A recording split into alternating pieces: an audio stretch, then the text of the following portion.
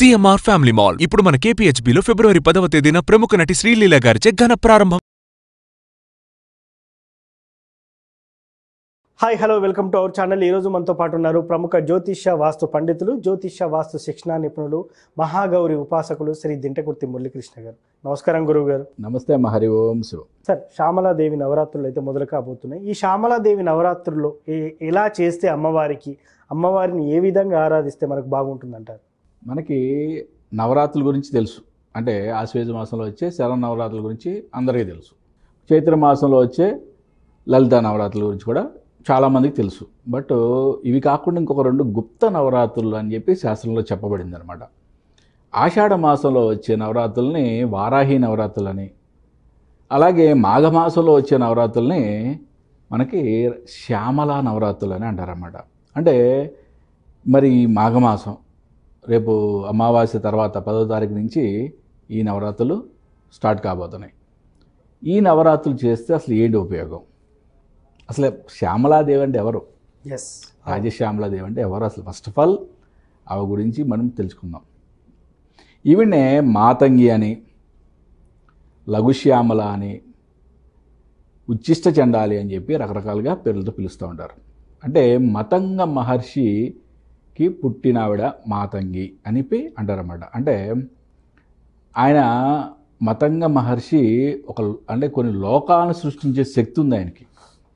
అటువంటి వ్యక్తి ఎంతో తపస్సు చేస్తే అమ్మవారు లలిత అమ్మవారిని పూజిస్తే కోరిక ఏం కావాలరా అని అడిగితే ఆయన అడిగాడంట, అమ్మా నువ్వు నాకు బిడ్డలాగా జన్మనివ్వాలని చెప్పి.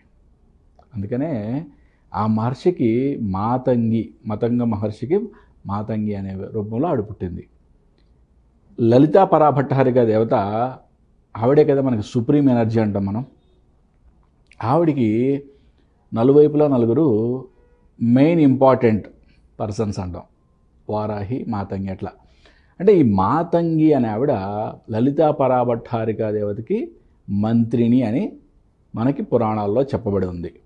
అంటే లలితా పరాభట్టారిక యొక్క మేధస్సు ఈవిడ. మరి ఈ నవరాత్రుల్లో రాజశ్యామల అమ్మవారిని కనుక పూజిస్తే ఎటువంటి శుభాలు కలుగుతాయి అంటే, రాజకీయంలో బాగా ఎదగాలి అంటే, మన రాజ్యాన్ని పొందాలనుకున్నా వాక్శుద్ధి అంటే ఒక మాట చెప్తే ఎంతోమంది, ఒక థౌజండ్స్ ఆఫ్ పీపుల్ నమ్మాలన్నా, జన వశీకరణ కావాలన్నా. వశీకరణ అంటే జనరల్గా మనం అంటే ఆడవాళ్ళని వశీకరణ చేసుకుంటారు. ఆ టైప్ యాంగిల్లోనే మనం ఆలోచిస్తాం జనరల్గా. కానీ అది కాదు. కొంతమంది లీడర్స్ని చూస్తే, మహానాయకులను చూస్తే, వాళ్ళు చెప్పే ప్రసంగం అన్నప్పుడు అందరూ కూడా, ప్రేక్షకులందరూ కూడా మంత్రముగ్ధులైపోయి చూస్తూ ఉంటారు కదా, అది జన వశీకరణ.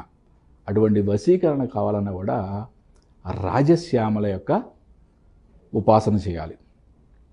మరి ఇటువంటి కోరికల్లో ఉన్న వాళ్ళు ఎవరైనా సరే, అంటే మనకి రాజ్యాధికారం కావాలన్నా, వాక్శుద్ధి కావాలన్నా, జన వశీకరణ కావాలన్నా, ఇప్పుడు నెక్స్ట్ మనకి మార్చి ఆర్ ఏప్రిల్లో సార్వత్రిక ఎన్నికలు రాబోతున్నాయి, లోక్సభ ఎలక్షన్స్. అలాగే కొన్ని రాష్ట్రాల్లో అసెంబ్లీ ఎలక్షన్స్ కూడా జరగబోతున్నాయి. రియల్గా అంటే ఎప్పుడు కూడా ప్రతి వ్యక్తికి తన జాతక బలంతో పాటు దైవ బలం కూడా తోడైతే చాలా అద్భుతమైన విజయం సాధించవచ్చు. ఓకే, మన జాతక విశ్లేషణలు చేసినప్పుడు కొంతమంది ఎమ్మెల్యే క్యాండిడేట్లు కూడా ఫోన్లు చేస్తుంటారు, గురుగారు ఏం చేయమంటారు. వాళ్ళకి ముఖ్యమైన సూచన, ఈ నవరాత్రులు చేయండి, అద్భుతంగా ఉపయోగించుకోండి ఈ నవరాత్రుల్ని. 10వ తేదీ నుంచి 18వ తారీఖు వరకు ఈ నవరాత్రుల్ని అత్యంత నిష్టతో చేయండి. అంటే ఉదయము సాయంత్రము శ్యామల సహస్రనామంతో అమ్మవారి యొక్క పూజ, శ్యామల దండకం చదవడం, ఒంటిపూట భోజనం చేయడం, బ్రహ్మచర్యం పాటించడం, ఒక దీక్షలాగా పూని వీడిని చేయండి. గురుగారు మాకు అటువంటి రాజ్యాధికారం ఏమవద్దు, ఓకే, వాక్శుద్ధి ఉంటే చాలు, లేకపోతే ఇంకేదో అడిగావు పోనీ నేను అంత చేయలేను, ఉదీక్షలాగా చేయలేను, నో ప్రాబ్లం. 9 రోజులు కూడా ఉదయం సాయంత్రం అమ్మవారిని సహస్రనామాలతో పూజించండి. కంపల్సరీగా అమ్మవారికి స్వచ్ఛమైన ఆవు పాలతో పాయసాన్నం నివేదన చేయండి. పాయసాన్నం కానీ అంటే తెల్లని వస్తువులు ఏవైనా సరే వాటితో నివేదన చేయండి. అంటే ఈ 9 రోజులు ఎవరైతే నిష్టగా అమ్మవారిని పూజిస్తారో వారికి రాజ్యాధికారం పక్క. ఓకే, వశీకరణ, జన వశీకరణ పక్క. అంటే మరి ఎలక్షన్లో కావాల్సిన అవే కదా మెయిన్ ఇంపార్టెంట్గా. అలా కాదు, టీచింగ్ ఫీల్డ్లో ఉంటారు చాలామంది. ఓకే, కొంతమంది ఇంకొక టీమ్ లీడర్ పొజిషన్లో ఉంటారు. వాళ్ళకేంటి, టీంని ఒక 100 మంది 200 మందిని టీం లీడ్ చేయాలంటే వాళ్ళకు కూడా ఆ శక్తి, వశీకరణ శక్తి కావాలి. అంటే రాజశ్యామల నవరాత్రులు అద్భుతమైన ప్రయోగం. ఓకే, అంటే నవరాత్రుల్లో మనకి ఫస్ట్ 2 నవరాత్రులు మనకి జనరల్గా ప్రాచుర్యం. బట్ ఇవి గుప్త నవరాత్రులు అంటారు వీటిని. ఆషాఢ మాసంలో వచ్చే వారాహి నవరాత్రులు కానీ, మాఘమాసంలో వచ్చే శ్యామల నవరాత్రులు కానీ గుప్త నవరాత్రులు అంటారు. అంటే గుప్తంగా చేయాలంటే కాదు, అంటే రహస్య నవరాత్రుల కింద వీటిని పరిగణిస్తారు. గుప్తంగా ఏం చేయాల్సిన అవసరం లేదు. నవరాత్రుల్ని అద్భుతంగా ఎవరైతే భక్తి శ్రద్ధలతో చేస్తారో వారికి రాజశ్యామలాదేవి యొక్క అనుగ్రహం కలిగి తీరుతుంది. దశమహావిద్యల్లో ఉచ్చిష్ట చండాలి అని కూడా అంటారు. ఏమి లఘుశ్యామల, ఉచ్చిష్ట చండాలి అని కూడా అంటారు. అంటే నార్త్ ఇండియాలో దశమహావిద్య తాంత్రిక పద్ధతిలో చేసేవాళ్ళు అమ్మవారిని కిళ్ళి నములుతూ ఉపాసన చేస్తారు. ఎడం చేతితో ఆవిడకి పూలు వేస్తారు.